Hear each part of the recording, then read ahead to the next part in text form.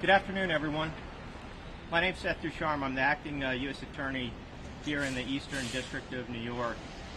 Today I'm joined by Chief of Detectives Rodney Harrison from the NYPD and Assistant Special Agent in Charge Daryl McCormick from the Bureau of Alcohol, Tobacco, Firearms, and Explosives. And I'm also joined by the prosecutors here on our team in the Eastern District of New York.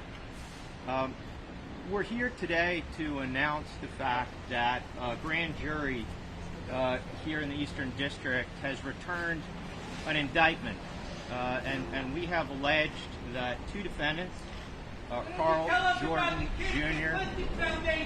and Ronald Washington, are responsible for the murder of Jason Mizell, who's known to many of us as Jam.Master J from the hip-hop group Run DMC.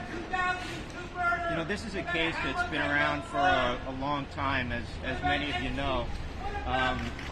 Back in 2002, on October 30th, we alleged that the defendants Jordan and Washington walked into the music studio in Queens where Mr. Mizell and others, and they shot him in cold blood.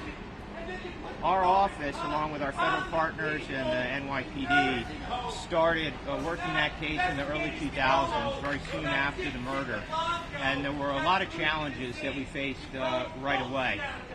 In fact, one of the first cases that I worked on when I was here as a prosecutor in 2008 was this very case, and these gentlemen and our team were able to accomplish what I was frankly not then able to accomplish.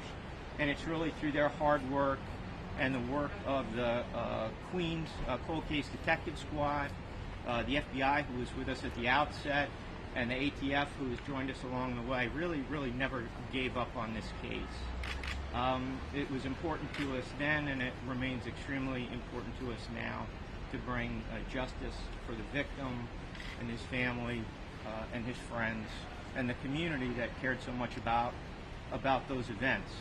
I'm not going to talk in detail about the case or the investigation. We have public charges filed and a detention letter that will be before the court, and that will contain some more information. I think it's important that we recognize that this is just the first step in a process.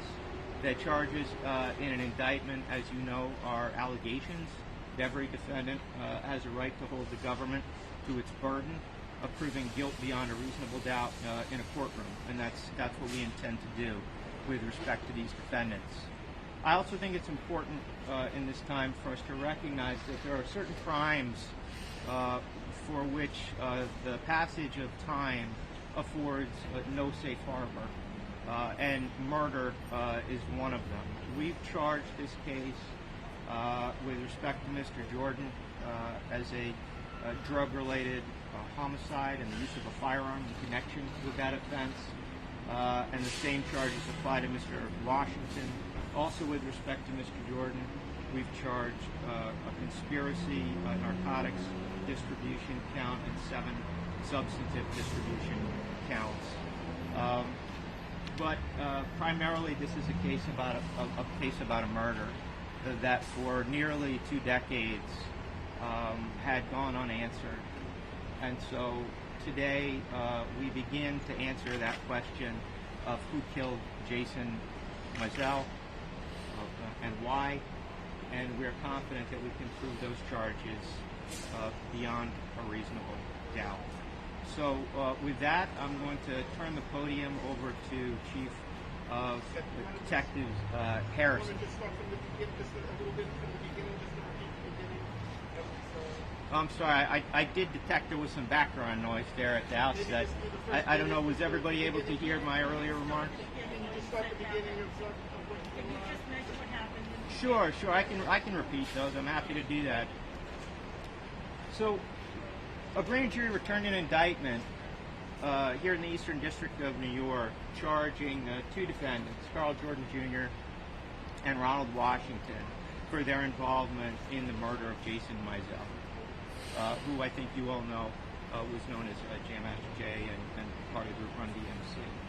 And what we've alleged in that indictment is that on October 30th, 2002, nearly 20 years ago, Mr. Jordan and Mr. Washington walked into a music studio in Queens where Mr. Mizell and others were working, essentially, and hanging out. And they walked in and they murdered him in cold blood. And we started investigating that case a very long time ago, in the early 2000s, but there were a lot of challenges associated with bringing that case. And, you know, it's really thanks to the hard work of the Queens Cold Case Squad and the FBI at times and the ATF and these prosecutors that, you know, we collectively in law enforcement, you know, never gave up on the case and are very pleased that we were able to finally bring those charges.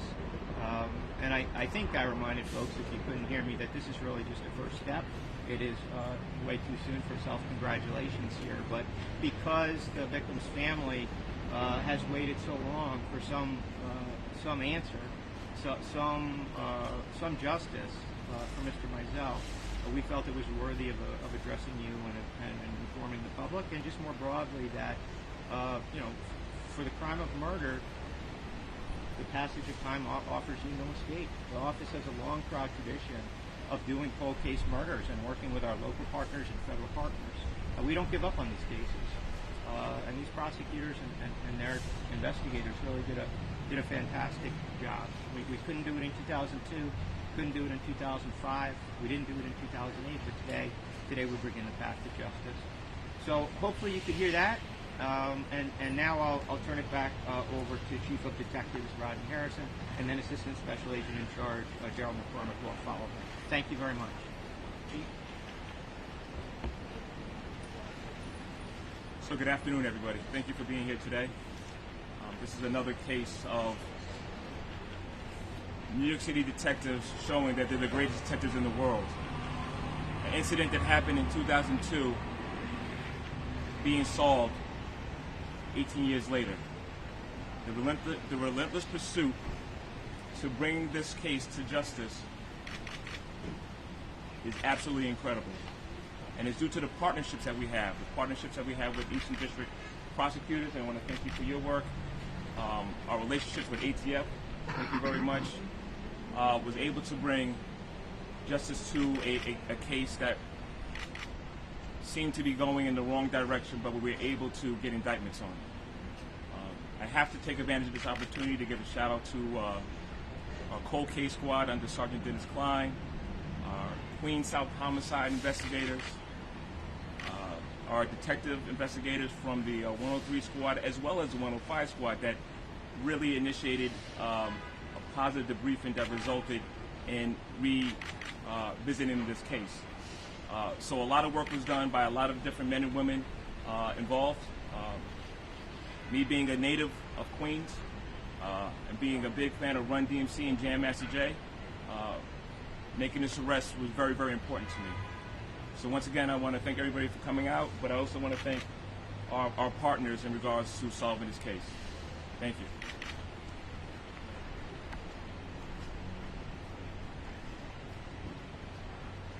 Good afternoon. My name is Daryl McCormick. I'm the Assistant Special Agent in charge of the ATF here in New York City. ATF joined this case in 2016, and since then we've worked diligently with our partners at NYPD and the U.S. Attorney's Office to solve the senseless murder of Jason Mizell, known as Jam.master Jay. NYPD detectives and ATF special agents employed a wide variety of investigative techniques to uncover the evidence that led us where we are here today to announce these arrests and these indictments. The investigation demonstrates the collaborative commitment that we bring to justice those involved in violent gun crime in New York City and across the country.